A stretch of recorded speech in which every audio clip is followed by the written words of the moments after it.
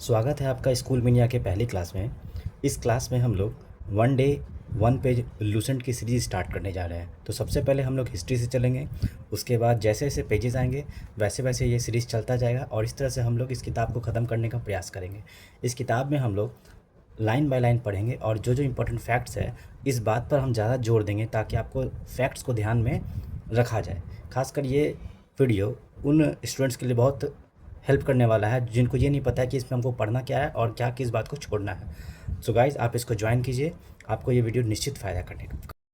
देखिए, सबसे पहला लाइन लिखा, the study of past is called history. तो हिस्ट्री किसे कहते हैं? हम लोग किसी भी पास्ट की बातों का अध्ययन करते हैं तो उसे हिस्ट्री कहते हैं।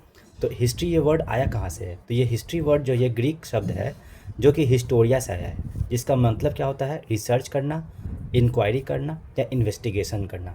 मतलब अगर किसी चीज़ को हम लोग तलाशते हैं, किसी चीज़ की खोजबीन करते हैं, कोई चीज़ पे अगर इन्वेस्टिगेशन करते हैं तो ये क्या कहलाता है? हिस्ट्री कहलाता है। तो ग्रीक हिस्टोरियन हेरोडोटस जो कि 484 से 425 बीसी के बीच में थे, उन्होंने सबसे पहले हिस्टोरियन, इनको कहा जाता है पहला हिस्टोरियन ऑफ द वर्ल्ड। अगर पूछेगा कि विश्व का पहला हिस्टोरियन कौन था तो उसका नाम क्या था?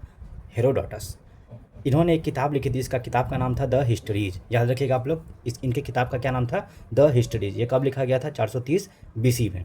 ठीक है, अब आगे बढ़ते हैं। इसके बाद इनको क्या कहा जाता है? इनको कहा जाता है Herodotus is also known as the father of history. तो याद रखिएगा, आपसे पूछा जाएगा कि हिस्ट्री के पिता कौन है, तो ये कौन है? फादर ऑफ हिस्ट्री कौन है? तो हेरोडोटस है।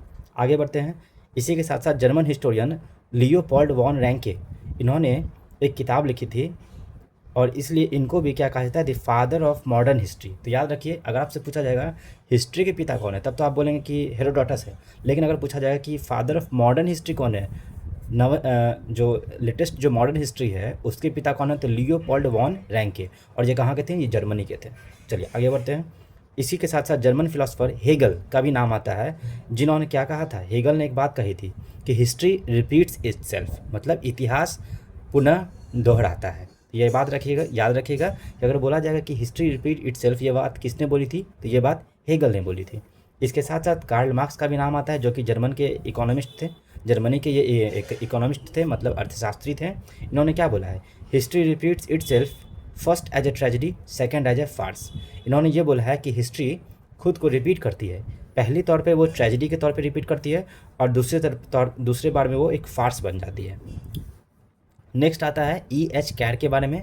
इन्होंने क्या बोला है? अगर पूछा जाए कि हिस्ट्री के बारे में E.H. कैर ने क्या लाइन बोला है, तो इन्होंने बोला है कि हिस्ट्री एक कंटिन्यूस प्रोसेस है इंटरैक्शन का। किसके किसके बीच में?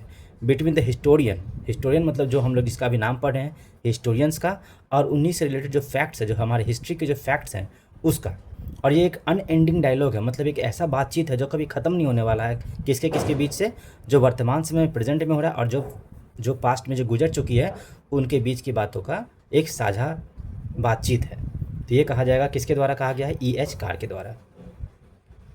नहीं ना, अब हम लोग पढ़ने वाले हैं कि सिस्टम ऑफ डेटिंग के बारे में, कि हम लोग हिस्ट्री जब पढ़ेंगे तो सबसे पहले हम लोग डेट कैसे देते हैं, इस बात को हम लोग को यहाँ पढ़ना है। तो सबसे पहले यहाँ दिया गया हो कि BC एंड AD का इसके लिए उपयोग किया जाता है। तो BC का मतलब क्या होता है? Before Christ. मतलब BC उस शब्द को कहते हैं जिसका मतलब होता है before the birth of Jesus Christ. मतलब एक ऐसा साल जो जीसस क्राइस्ट के जन्म के पहले का साल होता है, उसे क्या हम लोग कहते हैं? Before Christ. जैसे कि यहाँ पे एग्जांपल में दिया गया है कि Gautam Buddha was born in 563 BC। इसका मतलब क्या हुआ कि जब जीसस क्राइस्ट का जन्म हुआ तो उससे 563 साल पहले अगर चले जाएंगे तो उस समय किसका जन्म हुआ था? गौतम बुद्धा का जन्म हुआ था। ठीक उसी प्रकार AD का यूज़ होता है, इसका मतलब होता है एनो डोमिनी। ये एक लैटिन वर्ड है जिसका मतलब होता है in the year of Lord. मतलब ये इसका मतलब होता है कि AD का मतलब होता है कि जब जीसस क्राइस्ट का जन्म हुआ तो उसके बाद के साल जितने भी आएंगे उसमें हम लोग क्या लगाते हैं? AD लगाते हैं।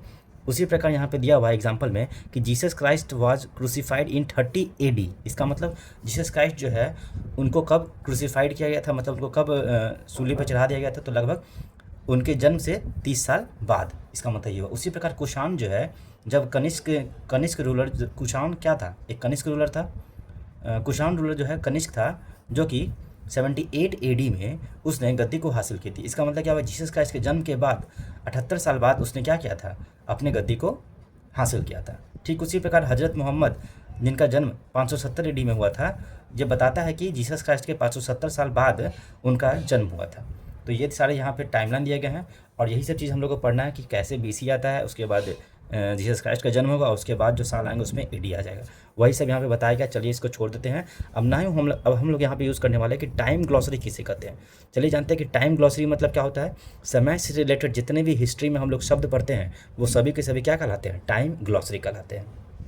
तो आइए सबसे पहले हम लोग पढ़ते हैं कि डिकेड का मतलब क्या होता है। डिकेड का मतलब होता है कि जो 10 साल का अगर एक पीरियड होता है तो उसे हम लोग क्या कहते हैं, डिकेड कहते हैं। अब हम लोग समझते हैं कि फर्स्ट हाफ ऑफ सेंचुरी क्या होता है। तो पहले समझिए कि सेंचुरी का मतलब होता है 100 साल। सेंचुरी का मतलब क्या होता है, 100 साल। अब फर्स्ट हाफ मतलब अगर कोई सेंचुरी है तो 100 साल उसमें आएगा, तो 100 साल में से 50 साल इधर और 50 साल इधर, तो मतलब फर्स्ट हाफ मतलब क्या हो जाएगा, तो पहले का 50 साल, और सेकेंड हाफ का मतलब क्या हो जाएगा, उसके बाद का 50 साल। तो ये हम लोग समझ चुके हैं 50 साल सेकेंड हाफ क्या होता है, फर्स्ट हाफ क्या होता है।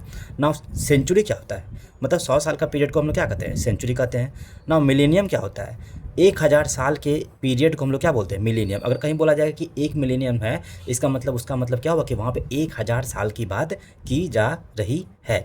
नाउ अब एक टर्म आता है जिसका मतलब होता है सिरका। इसका मतलब होता है if the exact date is not known then the word circa is used. मतलब मान लीजिए कि कोई ऐसा वर्ष जिसमें हम लोग घटना का बता रहे हैं और उसमें हम लोग कुछ ये नहीं पता है कि एग्जैक्ट वो कब घटना घटी है, तब आसपास के लिए हम लोग वहाँ पे यूज़ कर क्या करते हैं, सिरका का यूज़ करते हैं। तो बस ये याद रखना है कि हम लोग अनुमान के लिए क्या यूज़ करते हैं, डेट में सिरका का। नाउ यहाँ पे सारे के सारे दिए गए हैं कि first decade of 20th century.